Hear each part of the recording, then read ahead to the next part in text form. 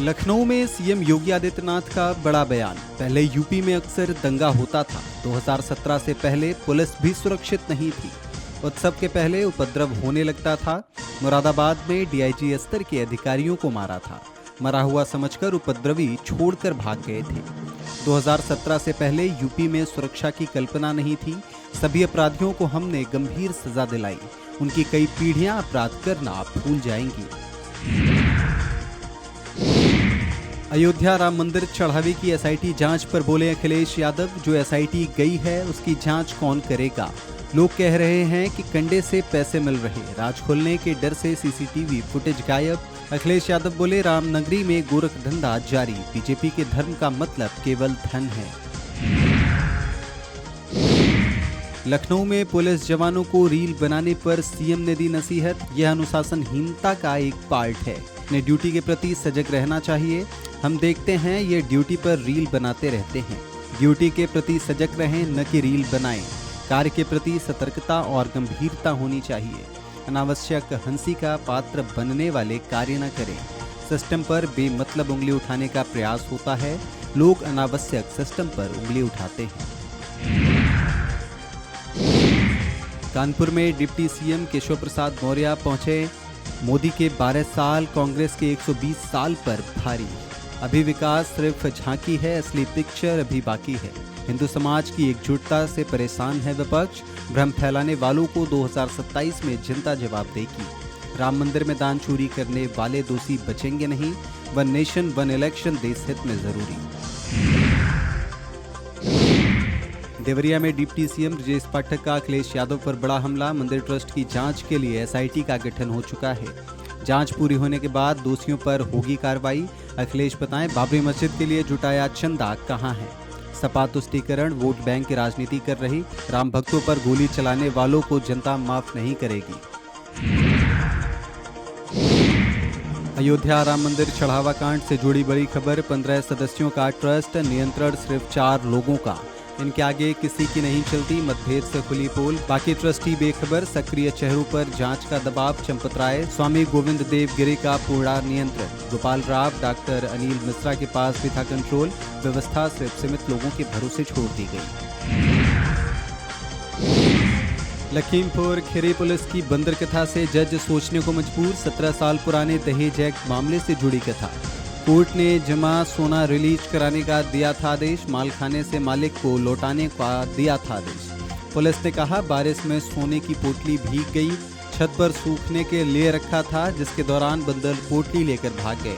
सोने की अंगूठी, हार, सोने की 10 चूड़ियां भी मौजूद। पुलिस की लापरवाही पर कार्रवाई की जाए। दीवानी एवं सत्र न्यायालय में आया अजीब मामला। बुलंदशहर में कैबिनेट मंत्री भूपेंद्र चौधरी का बयान। राम मंदिर चंदा चोरी पर बोले भूपेंद्र चौधरी, इस प्रकार की घटनाएं दुखद हैं। सरकार सजग। सपा ने इस राम मंदिर में अड़चन पैदा की।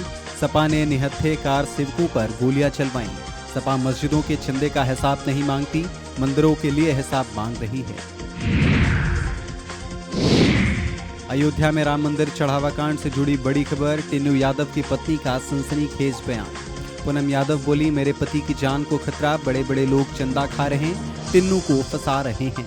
मेरे पति आज भी मंदिर की सेवा में लगे। हम तो राम भक्त, आखिर क्यों झूठ बोलेंगे?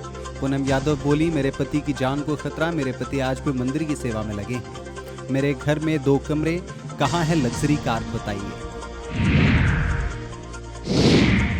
दिल्ली में बीजेपी सांसद प्रवीण खंडेवाल का बयान। शिवसेना यूबीटी के बागी सांसदों पर बोले, यह संबंधित पार्टी का आंतरिक मामला है। बीजेपी इस पर कोई टिप्पणी नहीं करती।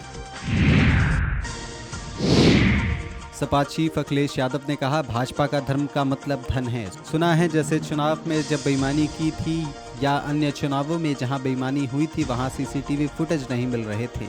सीसीटीवी फुटेज नदारद हैं, गायब हैं, खो गए हैं, क्योंकि सीसीटीवी से सीसी का राज खुल जाएगा।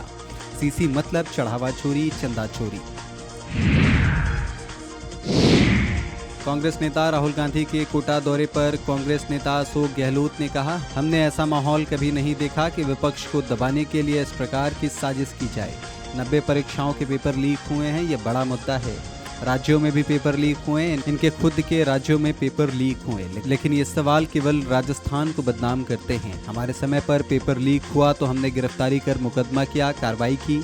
हम चाहते हैं कि जो 22 लाख बच्चों को तकलीफ हुई है उनकी भावनाओं का प्रतिनिधित्व करेंगे ताकि आत्महत्याएं रुक जाएं।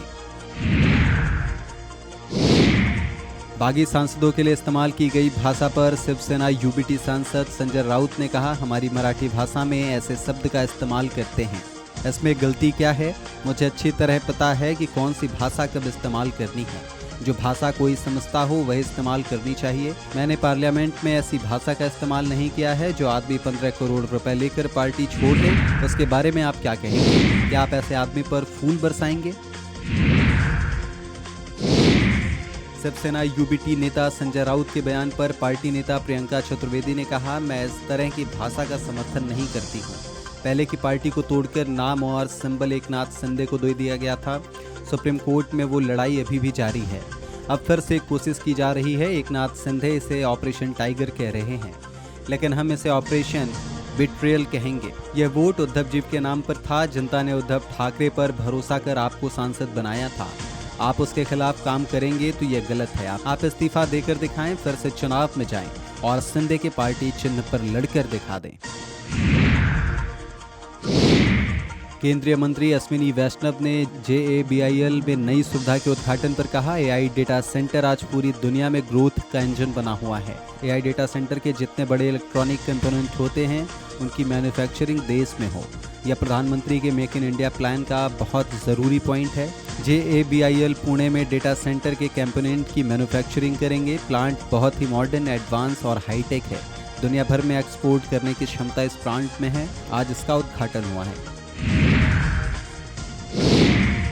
भाजपा सांसद मनोज तिवारी ने कहा, स्वच्छता जो प्रधानमंत्री मोदी का एक बहुत बड़ा आग्रह है कि गलियां सड़कें स्वच्छ रहें। अगर जनप्रतिनिधि भी और जनता भी स्वच्छता अभियान में शामिल हो जाए तो फिर यह कार्य बहुत अच्छे ढंग से होगा। हम स्वच्छता की गति को और तेज करना चाहते हैं। भाजपा सांसद सुधांशु त्रिवेदी ने कहा, 3 दिन बाद फिर से नीट की परीक्षा होगी। एक तरफ सारे छात्र परीक्षा की तैयारी कर रहे हैं। सरकार संवेदनशीलता और सतर्कता के साथ इस प्रक्रिया को व्यवस्थित रूप से संपन्न कराने के लिए कमर कसे है। सरकार संवेदनशीलता से काम कर रही है। कांग्रेस पार्टी और नेता विपक्ष राहुल गांधी कुटिलता का प्रयोग करते दिखाई पड़ रहे हैं।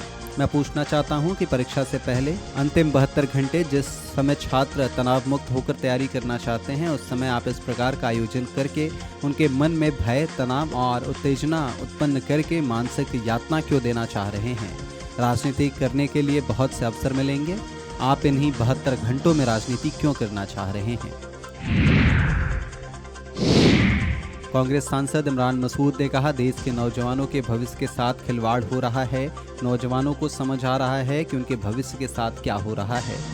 शिवसेना यूबीटी में राजनीतिक हलचल पर उन्होंने कहा, देश में लोकतंत्र को खत्म करने के लिए विपक्ष को तोड़ा जा रहा है, डराया जा रहा है। यह लड़ाई अब अंतिम दौर में है। सांसदों के जाने से या उनका पाला बदल लेने से आवाज दब नहीं रही है।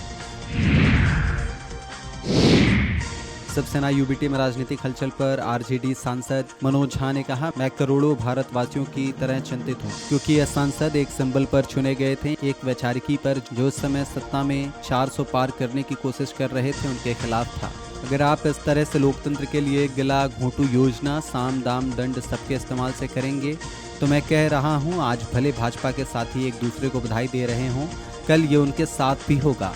आज नहीं तो कल अगर आपके साथ भी यही व्यवहार होता है तो आपको कैसा लगेगा?